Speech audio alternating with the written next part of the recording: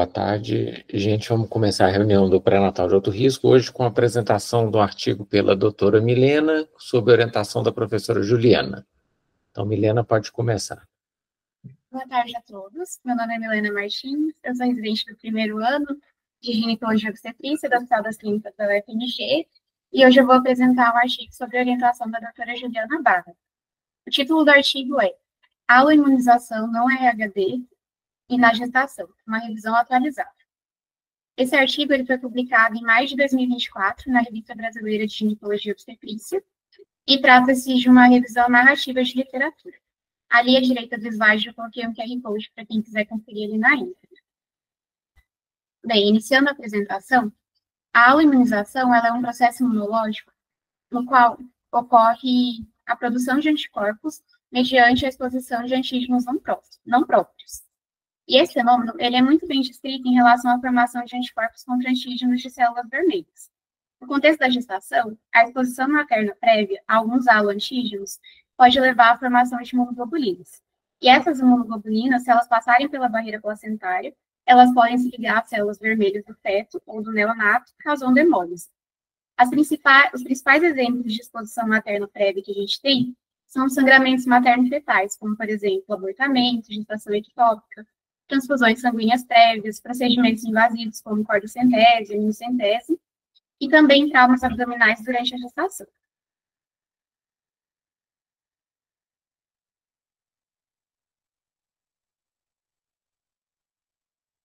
Como essa condição é clinicamente significativa, ela é chamada de doença hemolítica perinatal. E em casos graves, a doença pode progredir para hidropsia fetal e óbito. Entre todos os antígenos eritrocitários, o de maior significado clínico é o anti-RHD.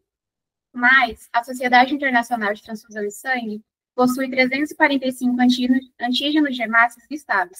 E dentre esses, mais de 50 podem estar associados à ocorrência da doença hemolítica perinatal. Como a aloimunização anti-D é a mais relevante, os métodos de prevenção eles são exclusivamente direcionados a ela, como, por exemplo, a imunoglobulina anti-D. E depois que a imunoglobulina anti-D começou a ser utilizada, a incidência da doença hemolítica perinatal devido a esses aloanticorpos começou a diminuir. Em países ocidentais, estima-se que a incidência da aloimunização anti-D caiu de 16% para 0,3%. Enquanto isso, a ocorrência de danos fetais ou neonatais por conta de outros aloanticorpos começou a aumentar em proporção. É estimado que a incidência da aloimunização por conta de outros anticorpos atualmente é cerca de 0,3% em países ocidentais. Ou seja, a gente está com uma incidência bem parecida da aloimunização por conta de anticorpos anti-D. Então, a relevância clínica desse tema e a necessidade de abordar esse tópico estão aumentando. E essa revisão ela foi realizada com o objetivo de avaliar os principais aloanticorpos não RHD com significado clínico, bem como a sua prevalência e efeitos. E eles também revisaram as estratégias de triagem e qual que é a conduta que a gente deve tomar diante da ocorrência da aloinização por esses outros tipos de anticorpos. Para que a aloinização ocorra, a gente depende de alguns fatores, como, por exemplo, a classe da imunoglobulina, sua especificidade, o volume antigênico expresso pelo feto ou neonato, e a concentração de anticorpos no sangue materno. Para que cause lesão, as imunoglobulinas elas devem atravessar a barreira placentária, ou seja, elas devem pertencer à classe GG. Então, existem antígenos eritrocitários que, apesar de estarem relacionados à produção de anticorpos, eles não vão causar doença, porque eles não vão entrar em contato com as células fetais. Como, por exemplo, anticorpos que expressam apenas IgM, como o ISP1, anticorpos que têm antígenos mal expressos pelas células fetais, e alguns anticorpos contra o grupo Cromer, que se ligam a uma proteína que impede a sua passagem placentária, apesar deles pertencerem à classe GG. Ou seja, não basta os anticorpos serem produzidos pela mãe. Esses anticorpos eles precisam conseguir atravessar a barreira placentária e se ligar aos antígenos para conseguir causar hemólise. A prevalência dos anticorpos ela vai variar de acordo com cada população. No Brasil, foi realizada uma coorte entre 2017 e 2018, em que foram avaliadas mais de 2.300 gestantes, das quais 60 delas apresentaram triagem de anticorpos positivos. E os anticorpos não anti-D, eles representaram 47,7% da amostra, ou seja, uma proporção bem significativa. e foram encontrados anticorpos contra os mais variados grupos sanguíneos. Então, por isso, eu vou apresentar para vocês os principais grupos sanguíneos que têm relevância na prática clínica. O primeiro deles é o grupo sanguíneo RH. O grupo sanguíneo RH ele é o que tem a maior capacidade imunogênica em comparação aos demais. São mais de 45 antígenos descritos. E depois do anti-D, o anti-RHC é o que vai estar associado à maior gravidade. E, além disso, existem anticorpos que, quando estão associados à presença do anti-RHD, eles vão exercer um efeito hemolítico aditivo. Então, se a paciente ela tem o anti-D mais o anti-RC, o anti-RE, a ionização ela vai ter a potencialidade, ela vai ter uma potencialização da gravidade e magnitude da lesão dessas hemácias. O próximo grupo sanguíneo é o grupo ABO. O grupo sanguíneo ABO, ele é o que possui os antígenos mais imunogênicos. E uma coisa interessante do grupo sanguíneo ABO é que os anticorpos são produzidos naturalmente contra qualquer antígeno ABO que não seja expresso pelas hemácias do indivíduo, sem a necessidade de exposição prévia. Então, uma pessoa do grupo sanguíneo A, naturalmente, ela vai ter anticorpos anti-B. Uma pessoa do grupo sanguíneo B, naturalmente, vai ter anticorpos anti-A. Uma pessoa do grupo sanguíneo O, naturalmente, vai ter anticorpos anti-B e anti-A. E pessoas com fenótipo AB não vão ter anticorpos. Por conta disso, a incompatibilidade sanguínea ABO é a mais comum. Ela vai afetar cerca de 15 a 25% das gestações. E, geralmente, ela vai ocorrer em gestantes que têm grupo sanguíneo O e o feto tem grupo sanguíneo A, B ou AB. Mas, apenas 1% dos indivíduos com essa incompatibilidade vai desenvolver a alunização. E, raramente, ela vai ser grave, porque as células fetais, elas não expressam os antígenos A e B em grandes quantidades. E, geralmente, a única manifestação vai ser icterícia. Há raros relatos de hidroxia fetal. O terceiro grupo sanguíneo com mais antígenos é o grupo KEL. O grupo KEL, ele é um derivado de um gene extremamente polimórfico e pode codificar mais de 25 antígenos. O anticorpo mais importante deles é o anticorpo anti-K, que frequentemente vai estar associado a uma alunização grave. E a transfusão sanguínea é a principal forma de sensibilização. Porém, multíparos que têm parceiros K positivos também podem ser sensibilizados. E a alunização anti-K, ela está associada a uma série de desfechos negativos para o feto e para o neonato.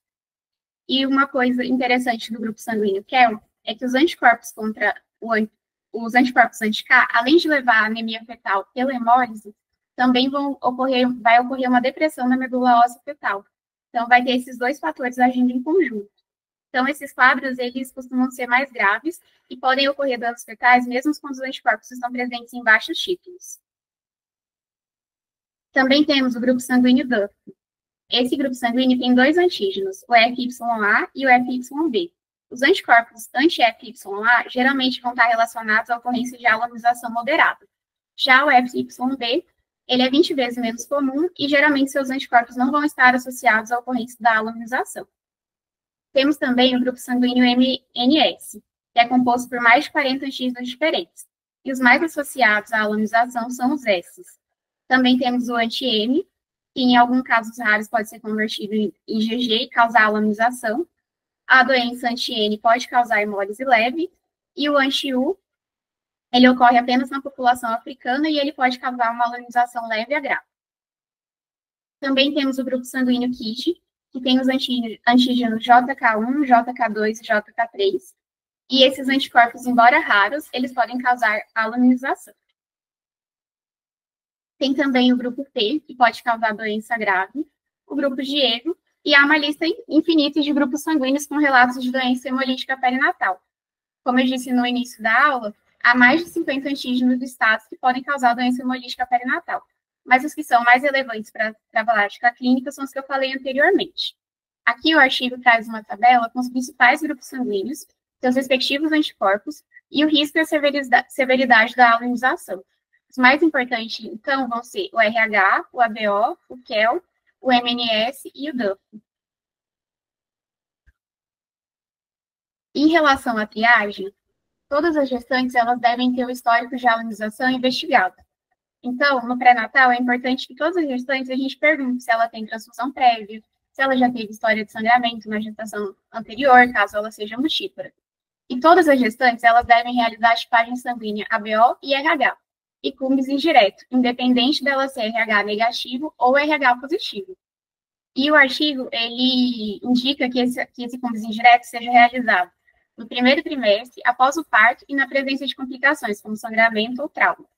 E caso reagente, a gente tem que solicitar o painel de hemácias e avaliar se existe o risco de alunização por esse anticorpo. Se houver risco da alunização, a titulação do anticorpo deve ser determinada. Títulos maiores que 1 para 8 e 1 para 32, dependendo do serviço, vão denotar o risco de desenvolvimento da doença e a necessidade de monitoramento da anemia fetal. Esses títulos críticos, eles variam muito de serviço para serviço. Então, alguns lugares vão considerar 1 para 8 como crítico, outros 1 para 16 e outros 1 para 32. No caso do artigo, ele considera 1 para 32 como um título crítico. E na presença de fumbos indiretos em títulos críticos, caso disponível, a gente tem que avaliar se o feto produz o antígeno correspondente, porque não basta a mãe produzir o anticorpo. O feto também tem que ter o antígeno para que possa ocorrer a hemólise. E esse genótipo fetal, ele pode ser avaliado por meio do teste do DNA fetal livre no sangue materno ou pela aminocentese com PCR. Na prática clínica, a gente tem um pouco de dificuldade de fazer esses testes, né? Mas no mundo ideal, se for realizada essa pesquisa do genótipo fetal e o feto for negativo para o antígeno em questão, a investigação pode ser descontinuada porque não vai ter risco de hemólise. Mas, se for positivo, a gente tem que monitorar as complicações. E como é feito esse monitoramento? Se o título inicial do fumbis indireto for menor que 1 para 32, a gente tem que repetir mensalmente o fumbis indireto até 28 semanas de gestação e a cada 2 semanas após atingir essa idade gestacional. Caso o fumbis indireto seja igual ou maior que 1 para 32, a gente já tem que começar a avaliar complicações como hidropsia e anemia fetal. Antes das 18 semanas de gestação, a gente investiga pela ultrassonografia se esse feto tem sinais de hidropsia fetal. E ela é definida como o acúmulo patológico de líquido em pelo menos 2 compartimentos fetais, como, por exemplo, ascite, derrame pleural, derrame pericárdico e edema subcutâneo. Já a partir de 18 semanas, a gente vai utilizar o Doppler para avaliar o pico de velocidade sistólica na artéria cerebral média a cada 1 a 2 semanas. Uma exceção ao que eu falei anteriormente é o grupo sanguíneo KEL. No caso de anticorpos anti-KEL, a gente vai utilizar títulos críticos mais baixos. Então, a gente vai fazer esse monitoramento quando o fumbis indireto for maior que 1 para 4. Porque o anti-KEL, além de causar hemólise, ele também causa depressão da medula óssea fetal. Então, ele tem 2 fatores ali que levam à anemia.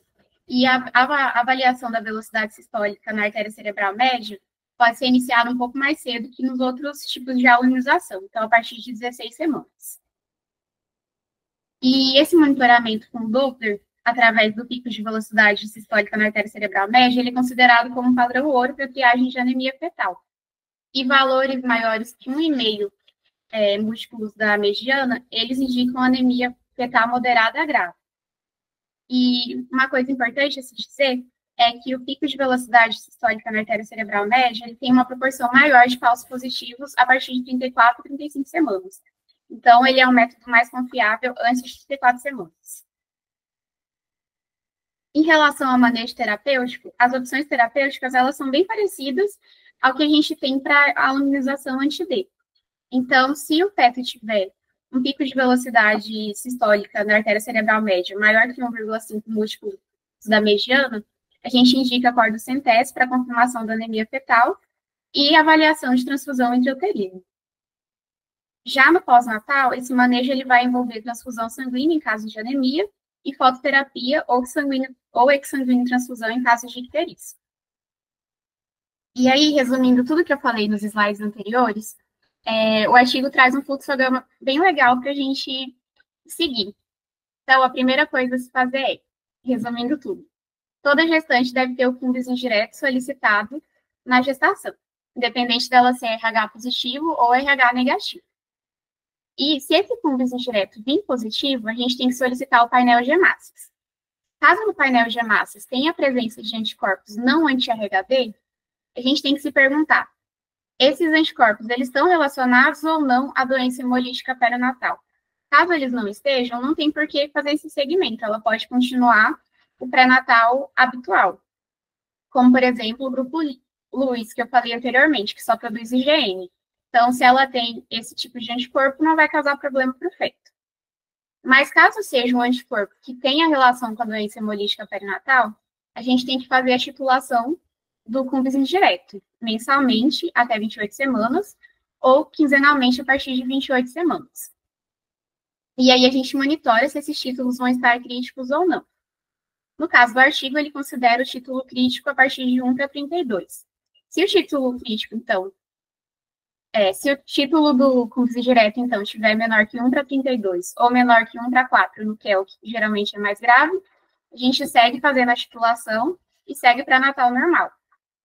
Se esse título estiver maior que 1 para 32 ou maior que 1 para 4, no caso do KEL, a gente vai referenciar essa mãe para um serviço de medicina fetal e fazer o genótipo fetal, a pesquisa, né, do genótipo fetal por meio do DNA fetal livre no sangue materno, se disponível. E caso essa pesquisa seja negativa, não tem por que também continuar o acompanhamento, ela pode seguir o pré-natal habitual. Caso a pesquisa seja positiva, a gente vai fazer o monitoramento com um pico de velocidade sistólica da artéria cerebral média a cada 1 a 2 semanas, a partir de 18 semanas de idade gestacional, ou a partir de 16 semanas, se for o KEL. Caso esteja menor ou igual a 1 múltiplos da mediana, ela vai continuar esse acompanhamento a cada 1 a 2 semanas até a interrupção da gestação.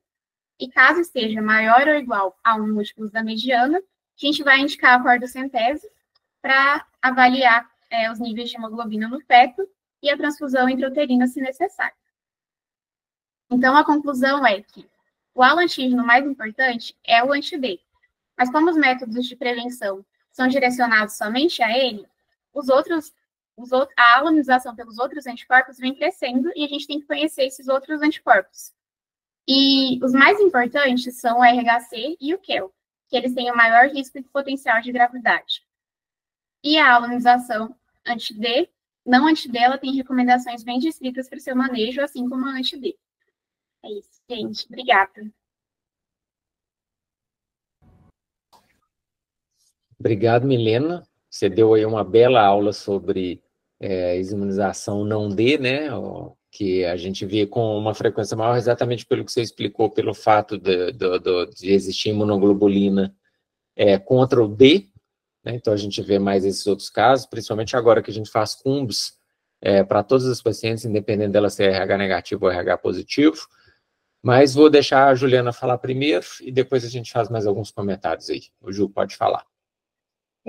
Primeiro, parabéns, Milena, foi ótima a sua apresentação, uma revisão muito boa, artigo muito interessante, né?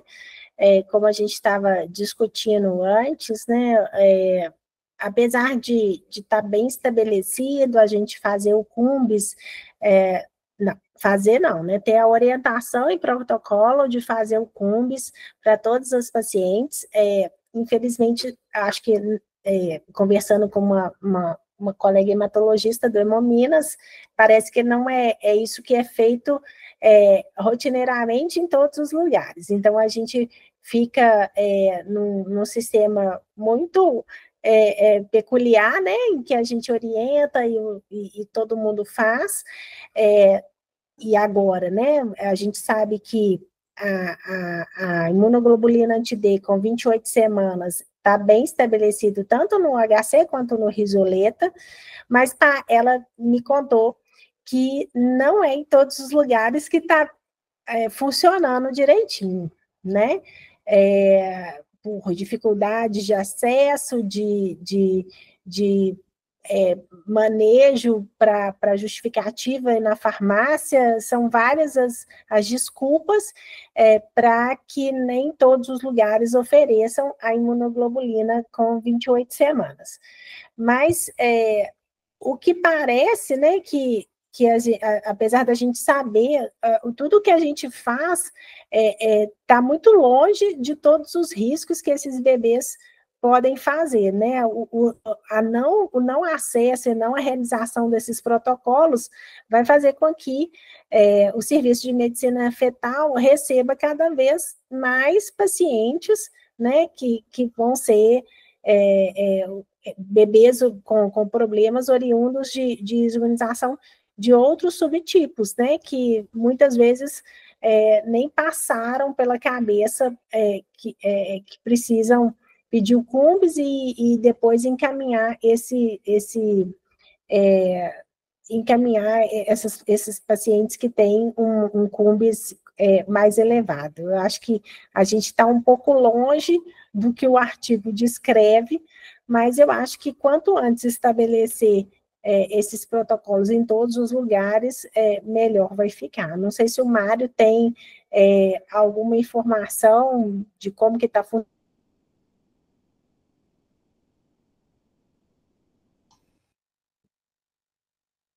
Bom, no HC...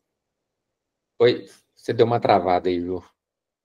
Não, acho que é isso, Mário, é porque a minha internet está muito ruim. Vou desligar a câmera. Choveu, né? Sempre que chove, interfere. Está muito ruim mesmo hoje. Então, assim, mas foi excelente sua apresentação, Lena. Parabéns. Lá no HC, como a gente é um centro de referência para a imunização desde a década de 1960, né?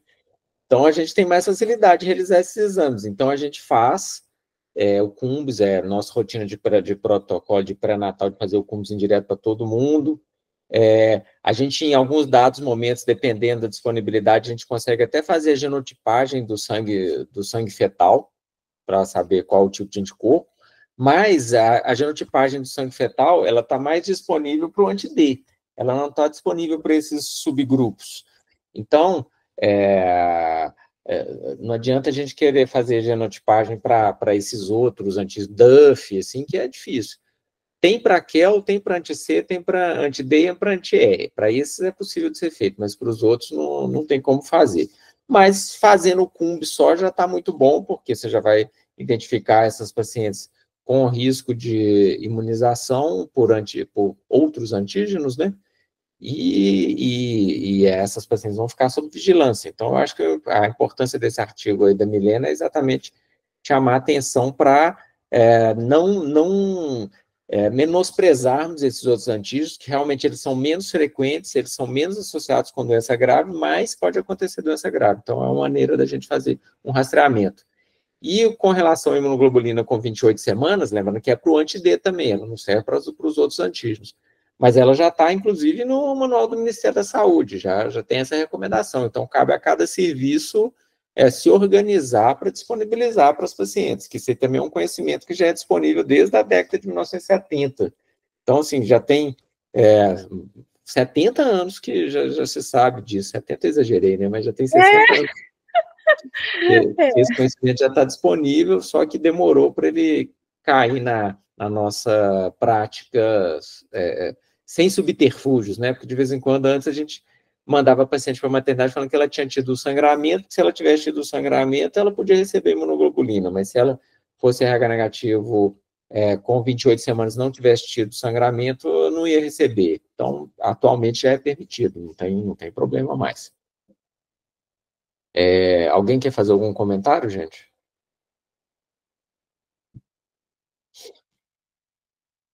Eu que gosto muito de imunização, achei que foi uma bela escolha de artigo de vocês e fiquei muito feliz com o tema, né? Vou agradecer a presença de todos. Então, semana que vem a gente volta com a apresentação de um caso clínico. Então, boa noite a todos, até semana que vem. Boa noite. Obrigada, gente. Boa noite.